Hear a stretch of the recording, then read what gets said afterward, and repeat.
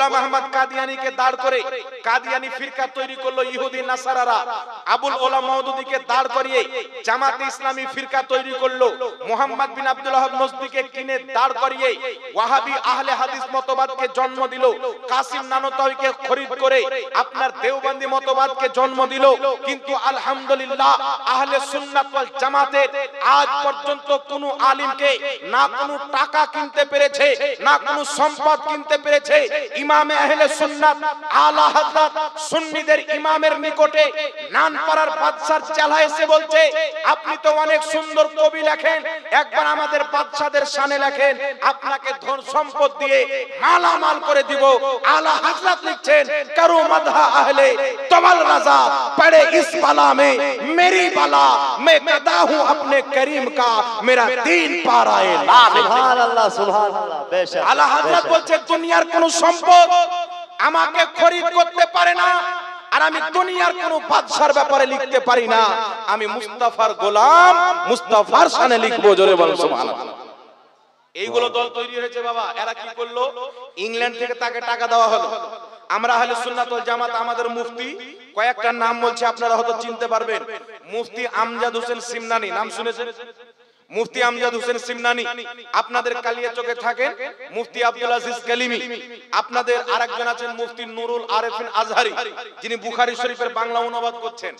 তো আমাকে একদিন ফোন করছে যে মুফতি সাহেব, আপনাকে বুখারী শরীফ ছাপাবো, 50,000 টাকা দিতে হবে। আমরা আপনি কমপ্লিট করেন, ইনশাআল্লাহ দিব।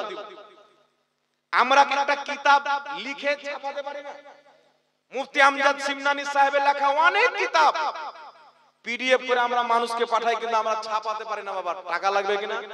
আর ইয়ারা ফ্রিতে কিতাব বন্টন করে।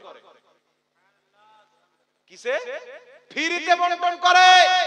শোরুমের মাল কোনোদিন ফ্রিতে বন্টন হয় না, ক্যাচড়া মাল গ্রামে ভ্যানে করে রিকশাতে করে বিক্রি করে। তো মওদুদীর আকীদা হলো ক্যাচড়া, তার কোরআন পাকের অনুবাদ হলো ক্যাচড়া। এই ক্যাচড়া ফ্রিতে কোরআন বন্টন করে, কিন্তু আহমদ রাজার কানজুল ঈমান ফ্রিতে পাওয়া যায় না। খরিদ করে পড়ে দেখবেন, দুনিয়ার সমস্ত অনুবাদকে এক পাল্লাতে রেখে আহমদ রাজার অনুবাদকে এক পাল্লাতে রাখেন।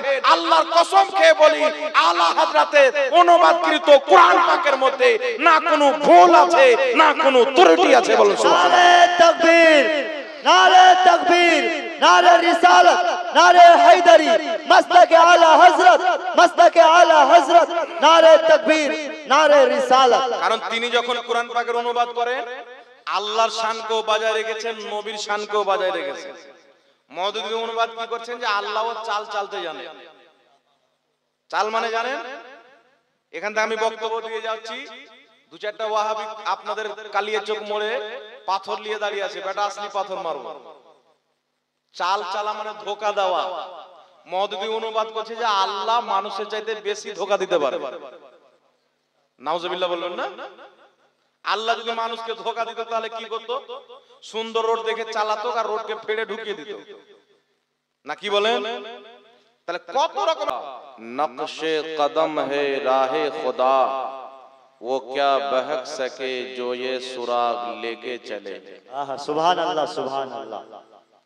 वो क्या बहक सके जो ये सुराग लेके चले, कि मोहम्मद से वफा तूने तो हम तेरे हैं, कि मोहम्मद से वफा तूने तो हम तेरे हैं, ये जहां चीज है क्या लौहो कलम तेरे हैं। और अहले सुन्नत का है बेड़ा पार अस्हाबे हुजूर, अहले सुन्नत का है बेड़ा पार अस्हाबे हुजूर, नज्म है और नाव है इतरत रसूलुल्लाह की। सुभान अल्लाह, सुभान अल्लाह।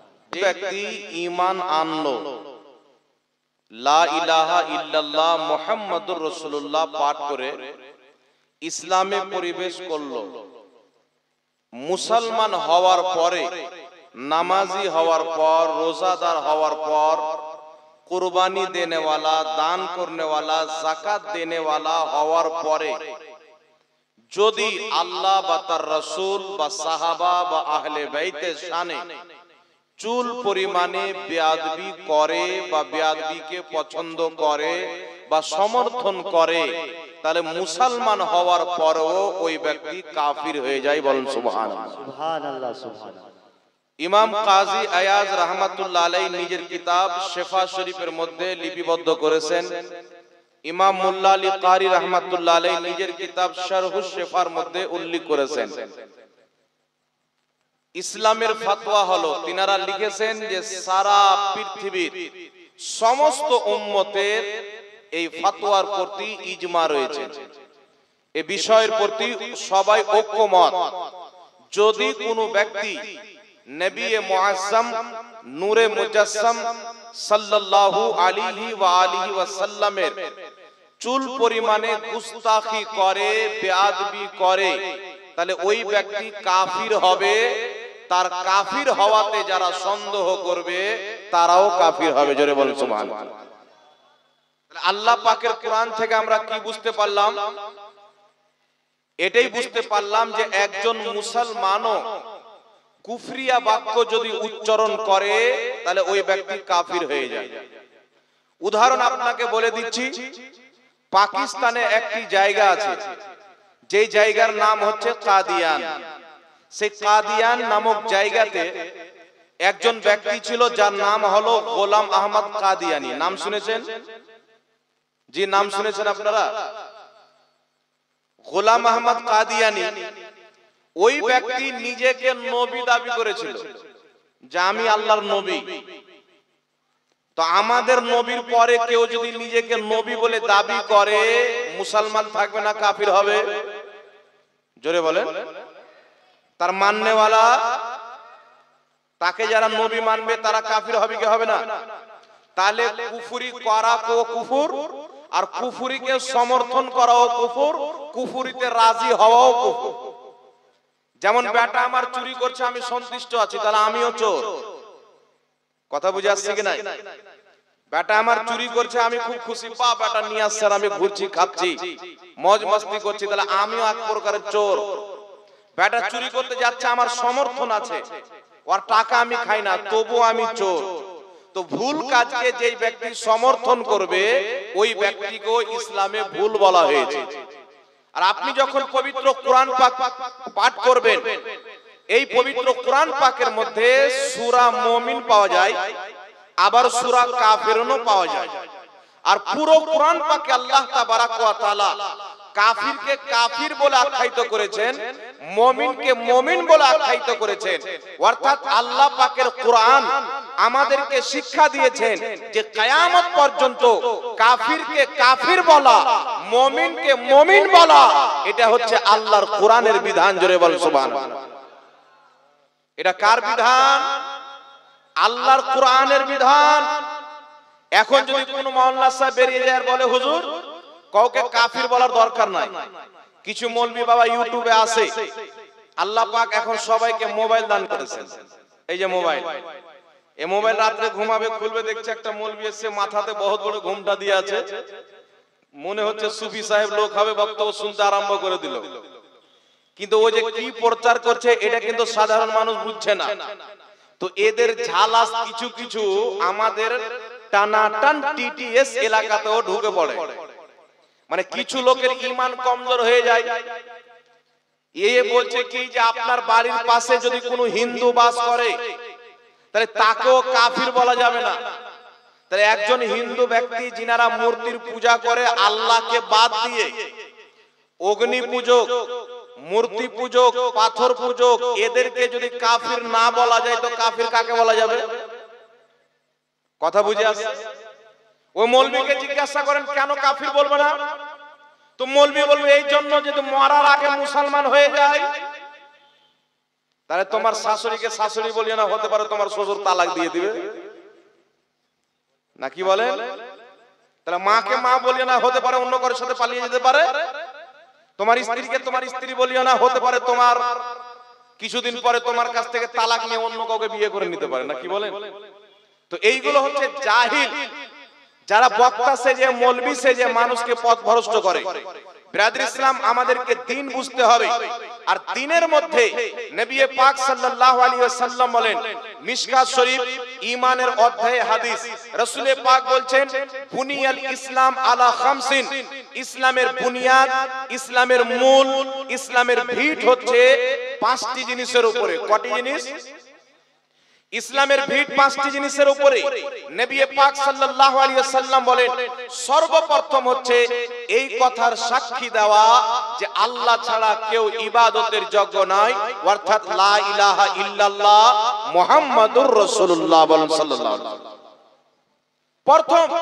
দ্বিতীয় নাম্বার চলে আসছে নামাজ, রোজা, হজ, যাকাত। প্রথম লা ইলাহা ইল্লাল্লাহ মুহাম্মাদুর রাসূলুল্লাহ, আল্লাহকে এক মানা, অর্থাৎ একজন ব্যক্তি যতক্ষণ পর্যন্ত আল্লাহকে এক না মানবে ততক্ষণ পর্যন্ত মুসলমান হবে না। নবী মুস্তাফাকে আল্লাহর নবী না মানবে ততক্ষণ পর্যন্ত মুসলমান হবে না। যেই ব্যক্তির লা ইলাহা ইল্লাল্লাহ ঠিক থাকবে, মুহাম্মদ রাসূলুল্লাহর প্রতি ঈমান ঠিক থাকবে, ওই ব্যক্তির উপরে চারটা জিনিস ফরজ হবে: নামাজ, রোজা, হজ, যাকাত। ঠিক না বেটি? জোরে বলে। আপনাকে একটা উদাহরণ দিচ্ছি, শরীয়তের ফতোয়া হলো, একজন ব্যক্তিকে আল্লাহ পাক 60 বছর বয়স দান করেছেন, 60 বছর। ওই ব্যক্তি 40 বছর পর্যন্ত হালাতে কুফরিতে ছিলেন, অমুসলিম, ইহুদি বা খ্রিস্টান বা অন্য কোন ধর্মের ব্যক্তি। 40 বছর বয়সে ওই ব্যক্তিকে আল্লাহ হেদায়েত দিল। ওই ব্যক্তি চিন্তা করলো যে এখন আমি মুসলমান হব। তো 40 বছর বয়সে ইসলাম ধর্ম গ্রহণ করলো। তো শরীয়ত বলছে যেই 40 বছর সেই কুফরি অবস্থায় ছিল, সেই 40 বছরের নামাজ তাকে পড়তে হবে না, কারণ নামাজ কাফিরের উপরে ফরজ নাই। কথা বুঝে এসেছে? নামাজ বেদিনের উপরে ফরজ নাই, নামাজ কাফিরের উপরে ফরজ নাই। না নামাজ ফরজ, না রোজা ফরজ, না হজ যাকাত ফরজ। যেই ব্যক্তির ঈমান আছে ওই ব্যক্তির নামাজ আছে, যার ঈমান নাই তার নামাজ নাই। বলেন সুবহানাল্লাহ। এখানে আরেকটা কথা বুঝেন, একজন ব্যক্তি ঈমান নিয়ে আসলো, মুসলমান, ঈমান আনার পরে 40 বছর নামাজ পড়লো। 40 বছর নামাজ পড়ার পরে আল্লাহর নবীর শানে গুস্তাখি করলো, আর আল্লাহর শানে গুস্তাখি করলো। যেমন কিছু লোকের আকীদা, যেমন ওয়াহাবী মতবাদের আকীদা হলো আল্লাহ মিথ্যা বলতে পারে, তাহলে এটা আল্লাহর তাওহীন হলো কি হলো না? জোরে বলতে হবে। আল্লাহ মিথ্যা বলতে পারে এইরকম আকীদা রাখা, এটা আল্লাহর তাওহীন কি তাওহীন না? আল্লাহ মিথ্যা থেকে পাক, কারণ মিথ্যা বলা হচ্ছে দোষ, মিথ্যা বলা হচ্ছে ভুল, মিথ্যা বলা হচ্ছে গুনাহ, মিথ্যা বলা হচ্ছে ত্রুটি। আর ত্রুটি থেকে আল্লাহ পাক, ভুল থেকে আল্লাহ পাক, গুনাহ থেকে আল্লাহ পাক। তাই মিথ্যা বলা থেকে আল্লাহ পাক। জোরে বলেন সুবহানাল্লাহ। তাহলে কেউ যদি 40 বছর নামাজ পড়ার পর, ঈমানদার থাকার পর, শুধু 40 বছর নয়, মরার একদিন আগে যদি বলে যে আল্লাহ মিথ্যা বলতে পারে কিন্তু বলে না, ওই ব্যক্তি কাফির হয়ে যাবে, 40 বছরের নামাজ বরবাদ হয়ে যাবে।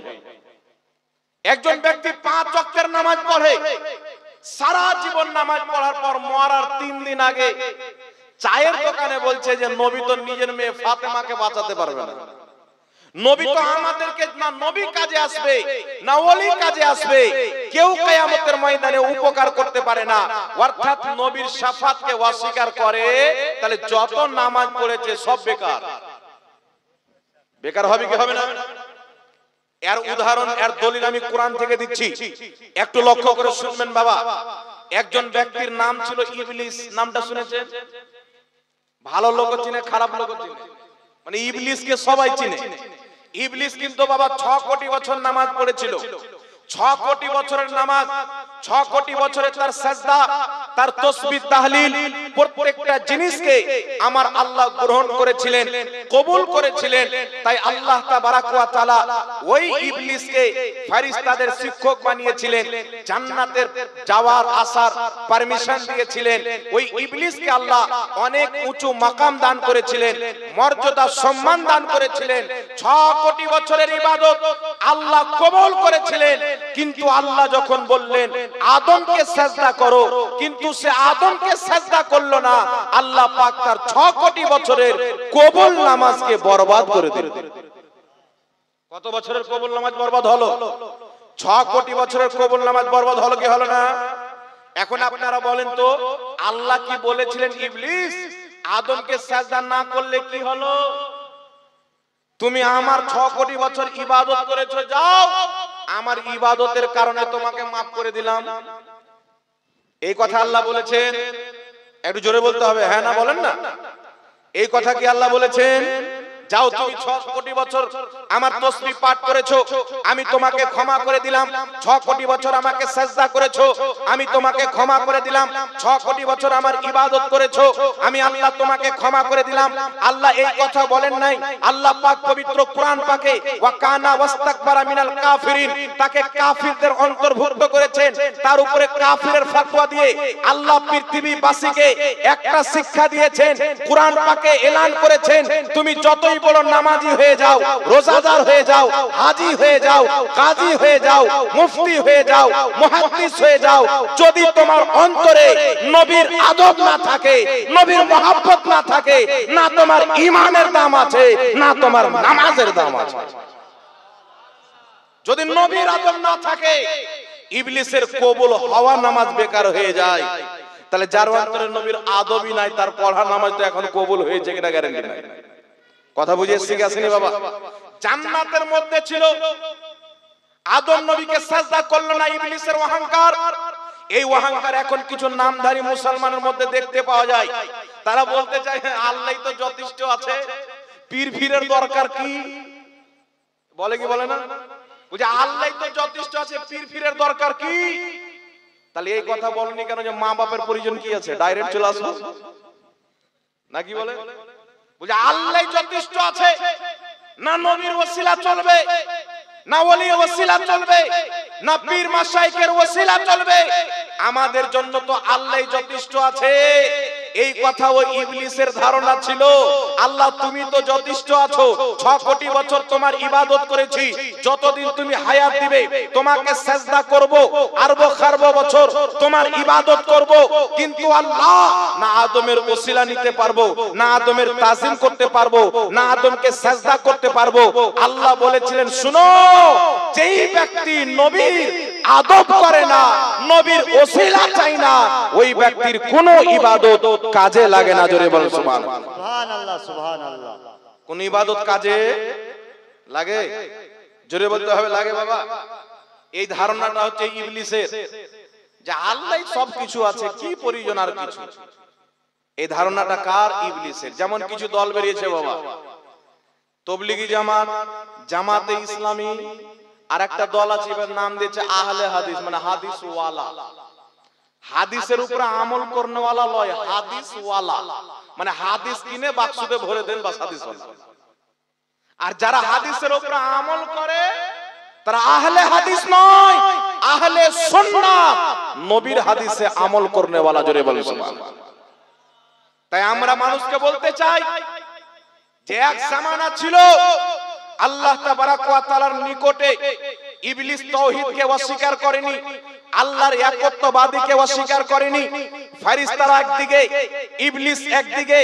ফেরেশতা বলল আল্লাহ তোমাকে সিজদা করেছি, তুমি যাকে সিজদা করতে বলবে তাকেও সিজদা করব, তোমার ইবাদত করি, তুমি যার সম্মান করতে বলবে তারও সম্মান করব। আর ইবলিস বলেছিল আল্লাহ শুধু তোমারই সম্মান করব, তোমারই তাজিম করব, তোমাকে সিজদা করব, তোমারই ইবাদত করব। একদিকে ফেরেশতা আল্লাহ তোমার ইবাদত করি, তুমি যাকে যাকে মানতে বলবে তাকে তাকে মানবো। ইবলিস বলছিল শুধু তোমাকে মানবো। আল্লাহ বলেছিল যারা আমার নবীকেও মানে, আমাকেও মানে, তারা হলো জান্নাতি, যারা শুধু আমাকে মানে তারা হলো জাহান্নামী। বল সুবহানাল্লাহ। যারা বলে শুধু আল্লাহকে মানো তারা জাহান্নামী, এই কথা কিন্তু বাবা ইবলিস বলেছিল। কথা বুঝে এসেছে আপনাদের? তাই আমরা কি ইবলিসের মতন তাওহীদ মানবো না ফেরেশতার মতো? ইবলিসি তাওহীদ চলবে না। তাওহীদ মানতে গেলে জিবরিল আমিনের মতন তাওহীদ মানতে হবে। মালাকুতি তাওহীদ মানতে হবে, ফেরেশতাদের মতো তাওহীদ মানতে হবে, যেখানে আল্লাহর মহব্বত থাকবে, আল্লাহর মহব্বতের নিচে নবীর মহব্বত থাকবে, তার নিচে সাহাবা আহলে বাইতের মহব্বত থাকবে, আউলিয়া কিরামের মহব্বত থাকবে। শুধু এটা না আল্লাহকে মেনে নিলাম হয়ে গেলাম, আরে আল্লাহকে তখন মানা হবে যখন আল্লাহ যাদেরকে মানতে বলেছেন আপনি তাদেরকে মানবেন। বলেন সুবহানাল্লাহ। আল্লাহ বলছেন উমুককে মানো, উমুককে মানো, আর আপনি বলছেন না মানবো না, তাহলে আল্লাহকে মানা হলো? একজন যুবক এসে বলছে হুজুর আমি আমার বাপ মাকে খুব দেখি, আমার গ্রামে আমার মতন আমার বাপ মায়ের সেবা কেউ করে না।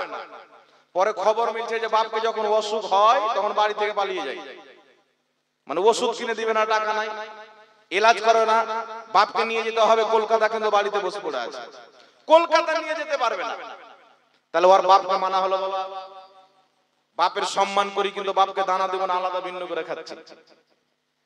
মাকে মহব্বত করি, মায়ের সম্মান করি, কিন্তু মা অসুখ হয়ে গেলে ডক্টরের বাড়ি নিয়ে যায় না, বাবা জমি বিক্রি করে যায়। তাহলে বাপকে মাকে মানা হলো? কথা বলে মানা হলো? তাই বেরাদের ইসলাম আহলে সুন্নাত ওয়াল জামাতের মতন তাওহীদ মানতে হবে, তবেই পাবেন জান্নাত। জোরে বলতে হবে সুবহানাল্লাহ।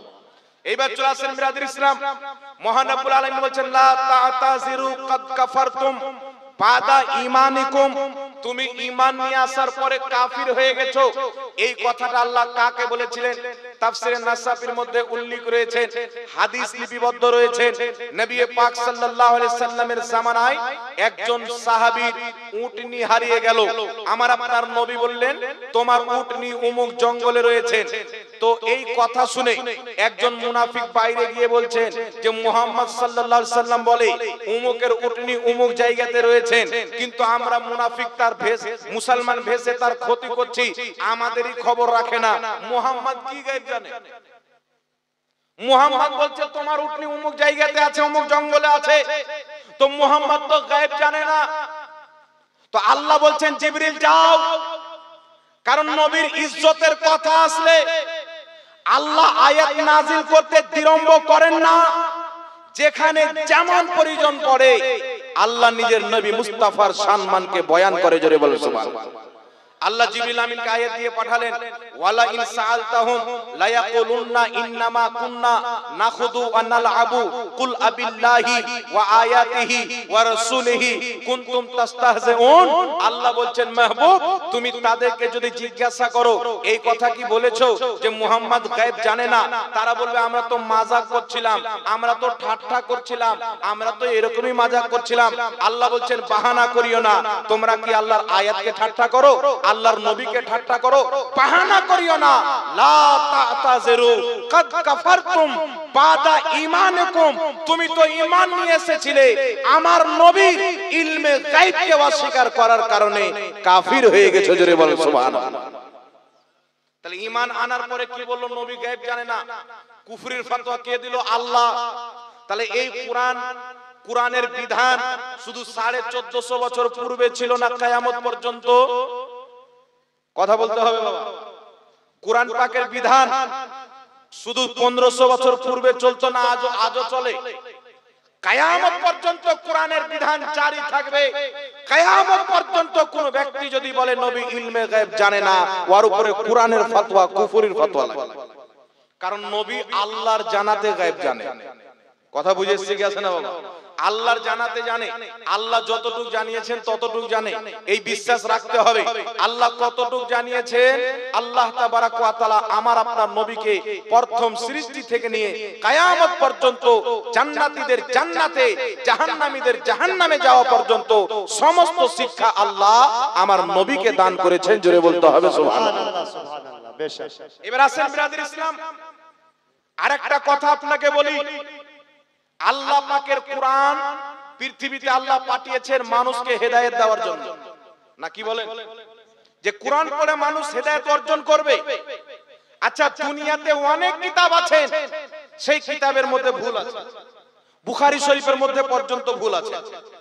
বুখারীর মধ্যে একটি হাদিস আছে, নবী পাক সাল্লাল্লাহু আলাইহি সাল্লামের স্ত্রী আম্মা জান আয়েশা বলছেন, হুজুর আপনার ইন্তিকালের পরে সর্বপ্রথম আপনার কোন স্ত্রীর আপনার সাথে সাক্ষাৎ হবে?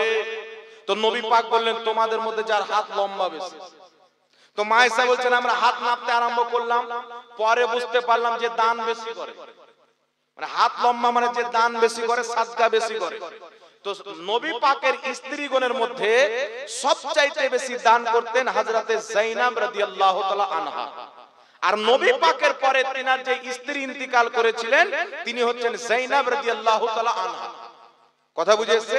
কিন্তু ইমাম বুখারী ওই বুখারী শরীফের হাদিসে হযরতে যায়েনবের নাম উল্লেখ না করে মিস্টেকে বা টাইপিং এ ভুল হয়ে থাকুক অন্য করে নাম ভরে দিয়েছে। এতি যারা হাদিস বিশারদ, হাদিসের সারা লিখেছেন, তাশরীহ লিখেছেন, তিনারা এই ভুলটা সংশোধন করে দিয়েছেন। কিন্তু একমাত্র কোরআন যেটা নির্ভুল কিতাব, জোরে বলতে হবে, একমাত্র কোরআন যার মধ্যে কোনো ভুল নাই, একমাত্র কোরআন যার মধ্যে কোনো ত্রুটি নাই, একমাত্র কোরআন যেই কোরআন পাকে সমুদ্রের তলার জ্ঞান আছে, সাত আকাশের জ্ঞান, সাত জমিনের জ্ঞান আছে, জোরে বলেন সুবহানাল্লাহ। কিন্তু আল্লাহ তাবারক ওয়া তাআলার কোরআন সবাই আমরা জানি হেদায়েতের জন্য।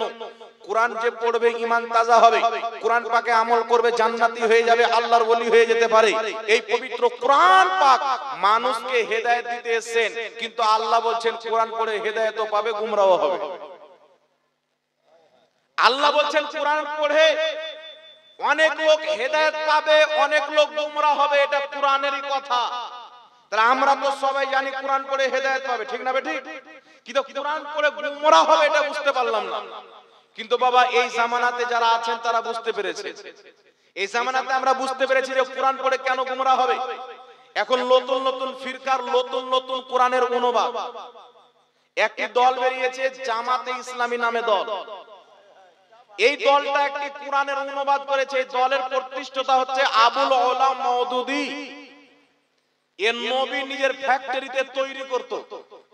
আচ্ছা বলেন তো, নবী তৈরি করা যায়? বিস্কিট তৈরি করা যায়, সাবান তৈরি করা যায়, নবী তৈরি করা যায় না? আল্লাহর দাওয়াত জিনিস, জোরে বলেন।